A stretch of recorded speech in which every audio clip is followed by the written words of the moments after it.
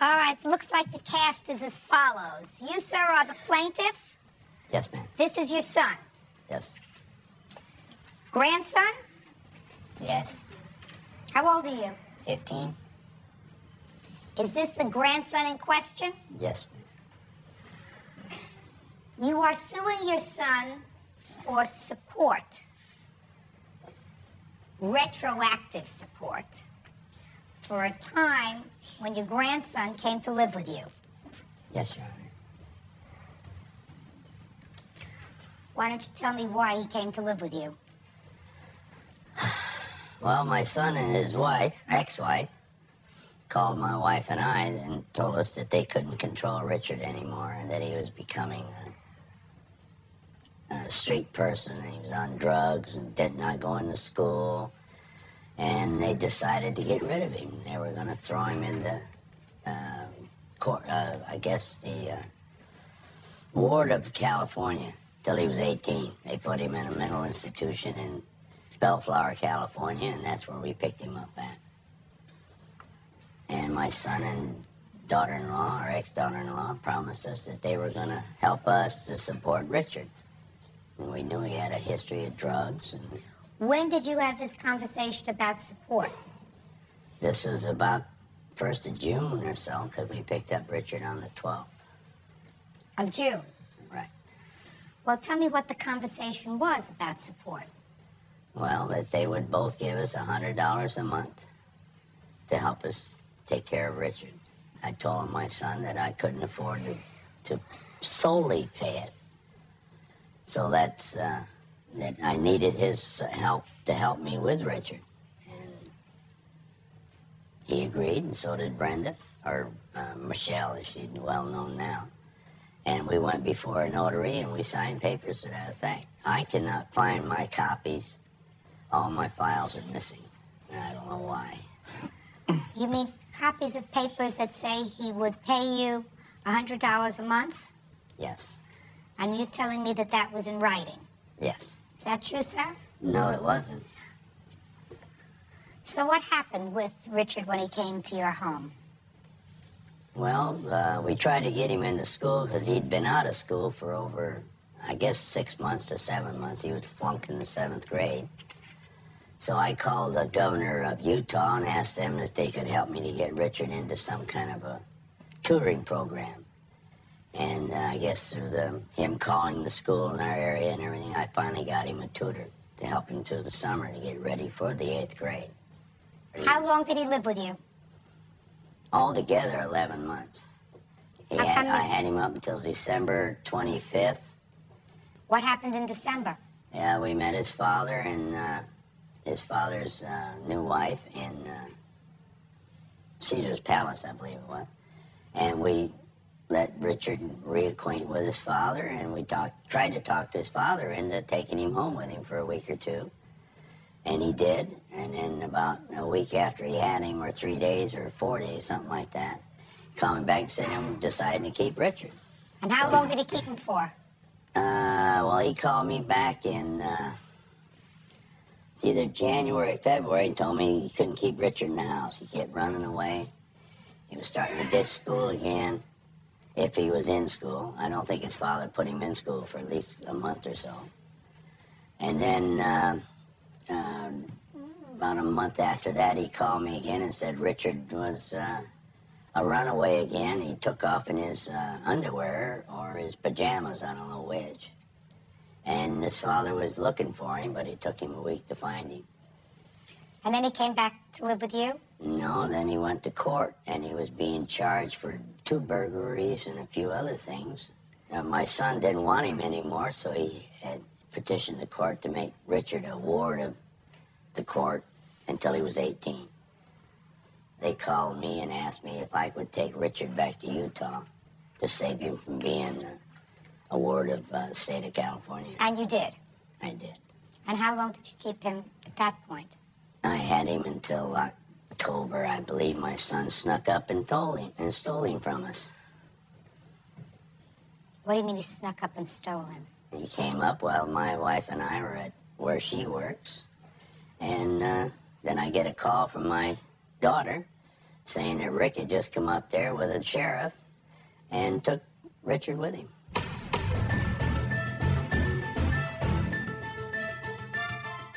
And then after that happened, we found a lot of papers missing, our files, a few other things, so I don't know if they prepared this prior to him coming up or what.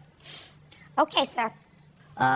When Richard went to the hospital, his mother put him in there because Richard was living with his mother at the time. Brenda, Michelle, she came and told me that she put him in the hospital. And I said, well, ask Richard if he wants to come live with me. He said no. So Michelle said, well, how about if he can go with his grandfather? Well, Fred said, yeah, I'll take him. So Richard says, well, I'll go with him. So he went with him. Because Michelle was going to put him into a placement home. When did you change your name from Brenda to Michelle? About, what, 5 years ago? See, when I was married to her, she was Brenda. So I'm used to Brenda, you know, calling her Brenda. So my Fred took him to Utah with him. And he asked me, well, Rick, are you going to help me? And I said, well, if I have some money, I will send you some money. He says, okay. So he went up to Utah. And I was getting calls from Fred that he was in trouble, sniffing gas and all this stuff. We met in Las Vegas in December, and Fred said, take Richard with you. I want him to get to know you again and all that. I said, okay. So Richard was with me, and he was getting in some trouble with the law and stuff like that. So we went to court, and the court was going to put him into a placement. So Richard says, well, I'll go back to Grandpa's in Utah. So I called him up and I asked him, I said, Fred, Richard would like to come back to Utah. And he says, okay, I'll take him back. He came down and picked him up, took him up there. And he was having problems with Richard. Richard was sneaking cigarettes.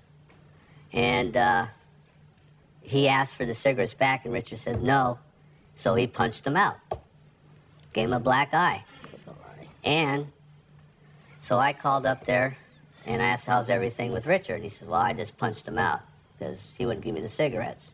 Then he mouthed off and I hit him again. I said, you know, that's not right. Why are you doing that?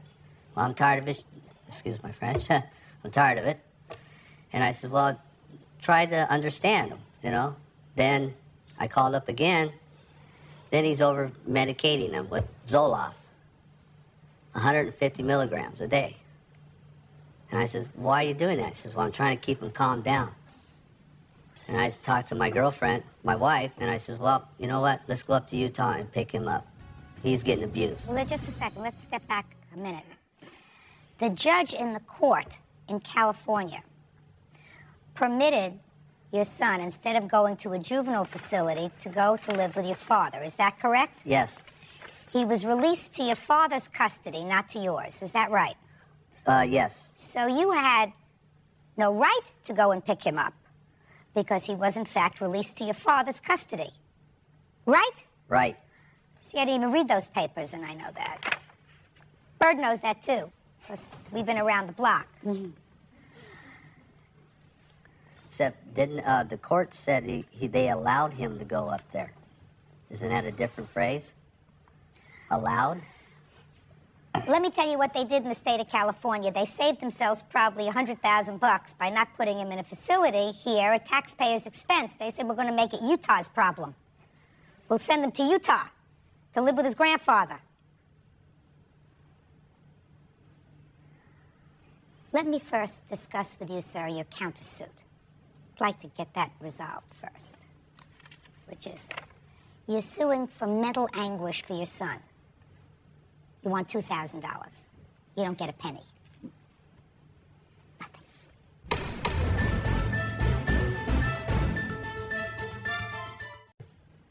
Your 15-year-old problem, you visited on your father and mother. They had their own problems. I assume you weren't a piece of cake to raise. You have other children, sir? Yes. How many other children? We have 3 others. They raised their children. You were having a problem with your child. So let me tell you what you did. you were having a problem, you and Brenda, Michelle, Sonia, whatever her name is. You were having a problem with your child. You couldn't deal with it. So you call your father. Help me out, take him. Then you take him back. While he's in your care, goes out and he commits a couple of burglaries. Now the courts are going to take him. The courts have evidently decided that you are not fit to take care of him, and your former wife, Michelle, Brenda, Sonia, is not prepared to take care of him. So, they call your father. With your permission. And he takes him. And he can't control him. Neither could you. So, where you get this countersuit from? You've been reading too many fiction books. But let's get to your lawsuit. How much money did you send to your father in the almost year that your son lived there? $100. Gift certificate. For Sears. For JCPenney's. How many children do you have? How many do I have? That was I my have question. one. This one. Yes. No, he has 3 others that he don't bother to claim or support. Just a second. How many children do you have? I have one. You don't have 3 others? What is it? You don't Well, have I have another child, except she got remarried and she had the child adopted from her new husband. So that accounts for 1. And what about 2 more? 2 more? 2 more. You have 2 more? No. That you don't. I'm not talking about that you see, that you don't see, that you support, that you don't support, that you have. I have 3. Well. So I assume that since you say you only have 1 child, that I don't even have to ask the question whether you don't support the other 3 children. What kind of work do you do? I work for a company called West Sanitation, put air fresheners in restrooms. Okay, and how long have you been working for them? 6 years. How old are you, sir? 40 years old. You know, there comes a time when you have to stop visiting your problems on your parents. You've got a lot of other problems. Meanwhile, the one major problem that you have was a 15-year-old child. You asked your parents to take some responsibility for him, and then you had some financial problems, and in a whole year you sent them $100. You know, you can't feed a goldfish on $100. Well, But he says something rather interesting, sir, in his answer, which I'm sort of curious about. Did you apply for welfare for him when he was living with you? Yes, I did. And how much did you collect for welfare while he was living with you? Esther, remember? 2. I think it was 2 payments of $250, and it was towards the end of '96. Yeah, I only got 2 up to. They helped me out with 2 months. 2 months. And how much did you receive for those 2 months? It was a total of 500, because it was $240 a month, so it was quarter 480. Yeah. Because Richard had a $1,200 hospital bill when he was sniffing gas. Okay, but they paid that. Right, that's how we had to go for this.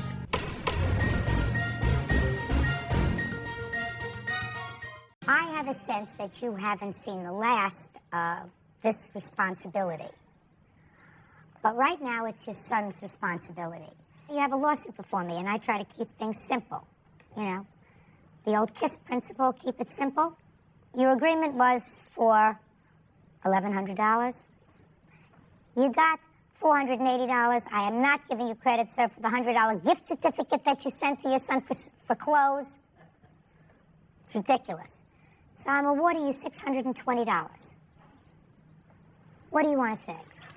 He was not with him for 11 months. He was just with him for 9 months. 6 months in 1996 from June to December. Then I brought him back. Then he went back on 5/27 of 97. Then I brought him back 3 months after that. Is that about right, sir? Was it 5/27? I'm sorry, I'll stand corrected. It was 5/27. Okay. So then we have to reduce this award by $200, making the award $420. Okay, can I say? Is your son currently under medical care, sir? No, he isn't. Why not? He is, he doesn't need it. He is improved. Is he in school? He was going to a non-public school. Yesterday we had an IUP meeting.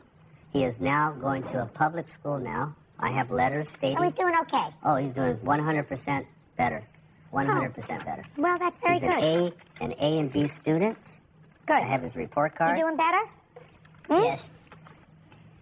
And he's going to NA to get up because when he was with my father, he was on that Zoloft for so long. So the courts wanted him to go to NA to get off of it, you know, from the withdrawals and stuff off the Zoloft. What? Stupid isn't written here, sir. They do not send you to NA meetings because you're on Zoloft. That's what the... No. They send you to NA meetings, sir, if you're on illegal drugs. Not if you're on prescription medication that you're taking. They don't send you to NA meetings. What do you, I mean, I'm not Well, stupid. I know that, so I'm just saying that when I brought him back from Utah, we went to court, and this is what the judge put him... The judge may have put him there, but not because he was taking Zoloft. Maybe because he was taking a little crack, maybe because he was taking a little cocaine, maybe because he was smoking a little dust. For all those other things, maybe he went to NA meetings. Does that sound right to you? Maybe he was doing No. it in Utah. Does that sound right to you? I don't know about No, with I me. don't know. Maybe it was with him because I brought him. Hey. When you sent him to your father the first time, you sent him there because he was doing drugs, right? Right. Ah! Mother and I. Yep. Mother. What kind of drugs was he doing? I don't know. He was living with his mother Well, you should know you're his father. because they went... You should know you're his father. And he lived across the street from his son. How can I figure that? Sir, you should know. And they don't send someone to NA meetings because they're taking prescription drugs. Don't say dumb things, especially to me. But I'm pleased to see that you're doing better. It seems to me that if it was recently that you spent some time with your grandfather and grandmother, even though you may not think so now, it may have been a good break for you, because if it wasn't for them, you would have been in juvenile hall, right? Yes. Huh? Yes. And that wouldn't have been a very good thing. No. You wouldn't have liked that. Right? No. So they really saved you from going to jail. I went. What? I went. You went to jail. They saved you from spending more time in jail. Yes. Is that right? Yes. Did you thank them? Yes. Do you write to them? No. Do you think you should? They told me and my father they didn't want nothing to do with this. I think your grandparents probably would like to hear from you, even if it's just an occasional note. You think you can do that? Yes. Good. That's all. Party's excused. You may step out.